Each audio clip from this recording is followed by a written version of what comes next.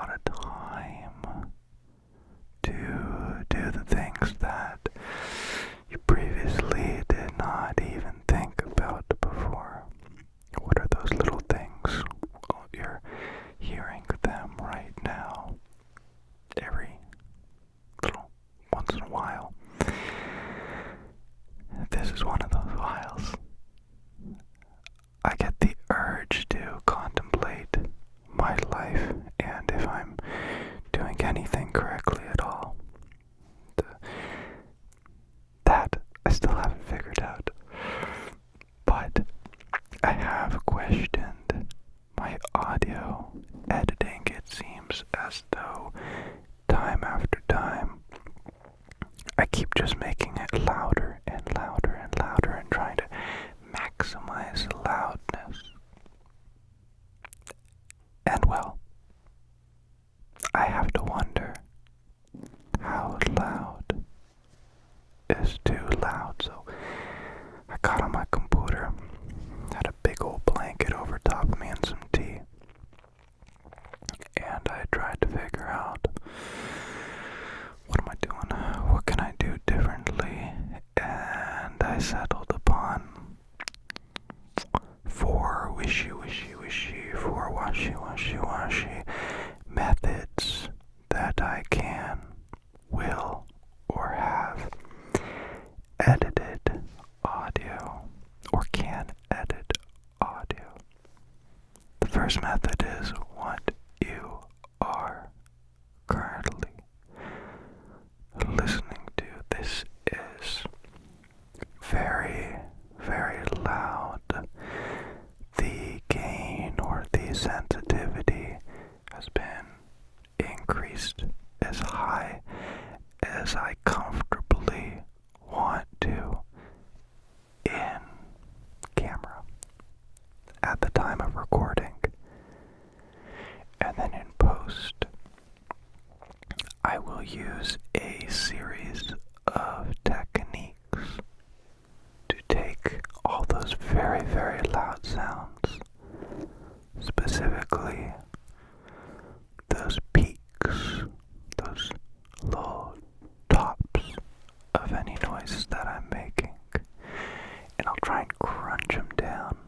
You can't cut them. If you cut them right at that point, you lose all that information. So I'm just gonna pull them down, keep the noise, keep the loudness, and then just pull the rest down so that it fits within this space that we've given ourselves. Great. Sounds fantastic, doesn't it?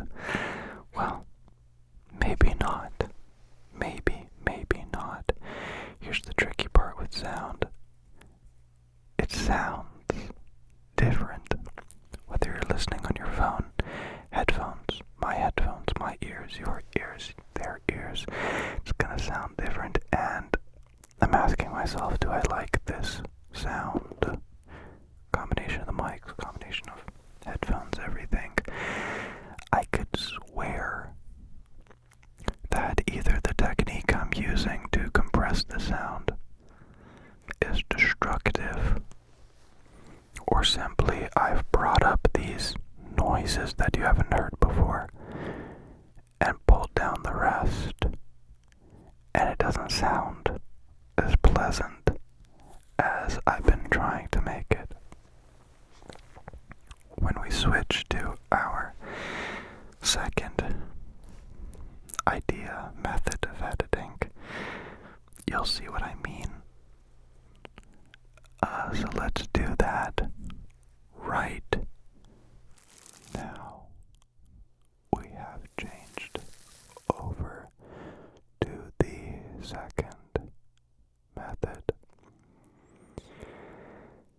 If I plan this out correctly in my head, then I believe I want this second one to be drastic but simple. I know I'm saying a lot of big stuff, trying to sound really smart, but the key and so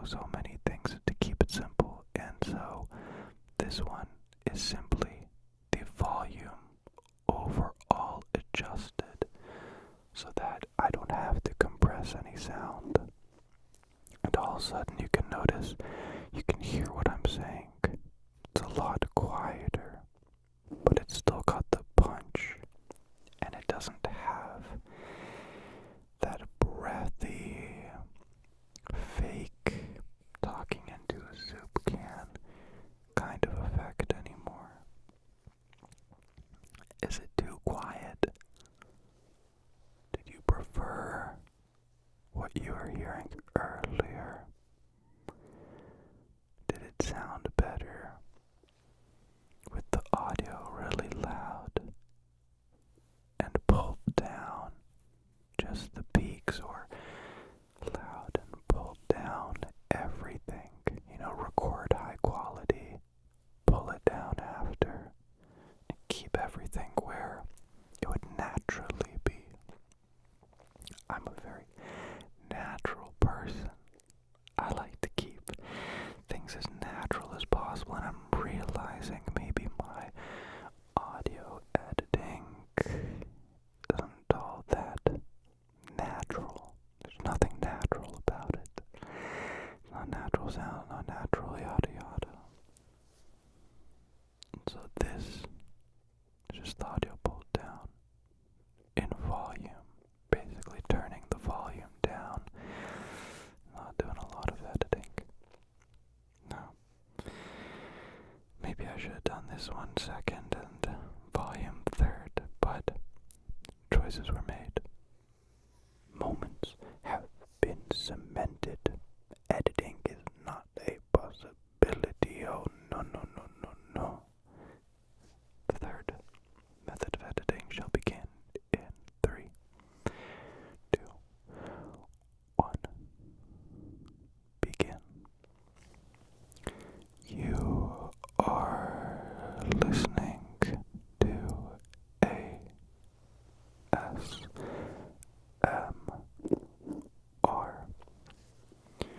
with an equalizer. This is the part where most people would say, dude, that is as fake as it gets. And I would argue, it is not fake if you are just trying to make it sound as real and original as possible. Because an equalizer is by definition a type of filtration. So it's like an Instagram filter. So what I've done here is I've brought the volume back up.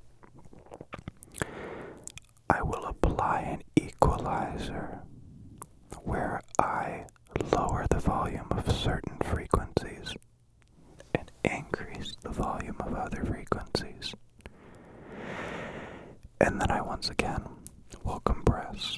And the whole point of the EQ is to hopefully mitigate the effects of that compression, where the compression leaves a hollow taste in your ears. The EQ hopefully brings that punch back. So this, I think I might have said this incorrectly in the beginning, this is more or less how I've been editing audio for a long time. I'll maybe play around with how I compress it. There are limiters, there's single band, multi-band, there's a compressor I've used in the very beginning and now I'm using again. That's a tube modulated compressor. And then there's different ratios you can play with, so sometimes I like to do one layer, so it's stacked, where the first layer of your compression takes maybe your volume ranges from infinity to like -9 or -12 and compresses those by a factor of 3 or 4, sometimes 2. Just something really gentle to squeeze those parts back. And then I'll run a second tube compressor that's just on the higher peaks, so from infinity to like a -3, -4, -5. And then you'll compress those a lot more aggressively to really bring them in. Sometimes I'll do 2 of those compressions loosely. And then the last will be just a limiter. So it's a straight up hard limiter to chop. And it doesn't even pull anymore, it just kinda like chops. And it chops that so it keeps the volume in place. A couple months ago, I illegally downloaded another ASMR creator's audio just to see how they were doing it, because I noticed I have been watching or listening to their ASMR a lot lately, and I must enjoy and like the sounds that they do. So I downloaded it and I realized, holy crap, this person doesn't use a limiter, doesn't use a compressor. They legitimately just use their microphone and record the sound and then upload it. And I looked at it and I'm like, okay, so YouTube's doing a good job of actually compressing that or limiting that in post. It does it very naturally, where if you've seen the graphs I've posted so far, my whole life I thought anything above 0 decibels was just like you couldn't hear it. It's like trying to see something brighter than white. It's just white. There's nothing brighter than white, but apparently YouTube allows sounds that go above 0 decibels. It can be +1, +2. I've seen as high as +3 decibels of audio peaks. And then it still is compressing and limiting sounds anything above there. And not to go off topic too much, but I tried to do the same thing. I recorded raw audio, I posted it to YouTube as a test, and it came out sounding a lot different. As it turns out, the microphone that ASMR creator was using has built-in compression and limiting, so it only allows it to get to a certain point that's still higher than I would ever imagine you could do, and then YouTube cleans up the rest. But me, I all the way to the top, completely raw, no audio editing at all, no microphone effects either. And then just YouTube was like, I can't save this. This is too much work for me. I'm not gonna do it. And it just sounded really, really harsh. But just like for video and for color, sometimes that harsh effect is actually kind of good. So I thought about doing that for a while, where it's literally just no audio editing. And it's more of like rather than like a smooth wave or harmonic, it was just like a strong rip and pull. So this is the third one. The third one. The fourth one that I would like to present to you is probably the simplest of all, and YouTube actually has parameters that it requests that you follow or encourages that you follow for your audio's loudness. It uses a bunch of standards developed by a bunch of nerds, and I use that term completely with love because I'm a freaking nerd. And these nerds, they essentially just gave you a standard of loudness that they're gonna like, that is normal, that's not distorted, that, fits in this range. And in my audio editor, I can plug in those numbers and tell it, hey, do exactly this, no more and no less, and YouTube will enjoy this.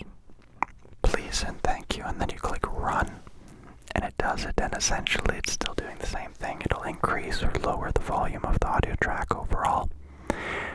Then, depending on which part of the audio track, it'll make certain parts louder and certain parts quieter. If you're doing tapping now and then whispering later, it'll balance them out. And then thirdly, it'll add a limiter. It's a hard limiter using true peaks. And it just pulls down the tops so that fits within the range. All three of these are very, very hard cuts.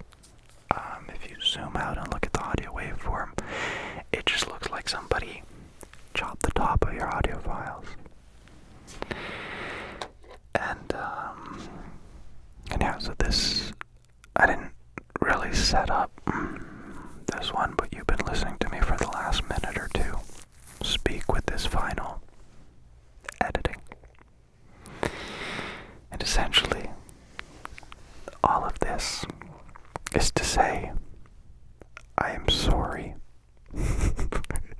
to myself. Even while recording this, I'm realizing the way I used to edit audio back in 2017 was so true to me, is so true to what I liked. And what I'm doing now is not cool, it's not funky fresh. It felt right to do this. It felt like I'm progressing in the way that you should be editing audio if you're making a song or something like that. But it doesn't seem right for ASMR. I had this idea of making the sound very loud so that you could turn it down on your phone, and it would sound better for you, because the lower your volume, the higher quality that, then it all balances out, and then you get this perceived idea that my audio is somewhat better, when really it's louder. I think the greatest comparison for this would be MKBHD, Marcus Brownlee. He has done some fantastic cell phone camera video quality comparisons over the years, and anytime he compares camera quality and specifications, he knows which one is theoretically better. He knows which camera is the best. Cell phone camera is the best. And then he'll go out and he'll poll his entire community. He'll post side-by-side images, and you guys will be able to choose, okay, this photo looks better to me than this photo. And he has found out that it doesn't matter how many megapixels or how high quality your photo actually is, because what really, really matters and what really, really wins is the brighter image. The brighter image just automatically looks better to our eyes. It could be blurrier, it could be crunchier, it could just, by all definition, be a bad image. A low definition image, but if it is bright and the contrast is good, not too high and not too low, it's very pleasing to the eye. And for music and regular YouTube videos, I think it makes sense. You want your video loudness to more or less match that of what your peers are uploading as well. Nobody's going to be watching a YouTube music video, then switch to a Vsauce video and then have to turn their volume up or down. That would be very frustrating. But since you are watching ASMR, I just realized I should change it to how I want to be editing. The last 2 minutes you've been listening to how I'm going to be editing audio, more than likely, starting now. So, people who are listening to ASMR on YouTube, they already know to turn their volume up or down. They already understand the premise that it is a whisper video and not a screaming, heavy metal video. Just to add on to that a little bit, I really like to have my ASMR audio low. I've mentioned this before, and people seem to be surprised, and I never knew this was controversial. But like, I turn my ASMR all the way to the minimum on my phone. On my newer phone, the minimum's like 5 or 10%. It freaking sucks. You know, it won't let you go lower. And then on my older phone, I used to be able to go down by like percentages. I could start at 1%. And I'm noticing, if I try and listen to my own video, it'll cringe. I don't do it out of pleasure. I do it out of science. So when I go and test and listen to one of my own videos on my phone, in my typical go to bed and listen to ASMR situation. I'm noticing, holy crap, this is way too loud, and I would personally not be able to listen to this and fall asleep.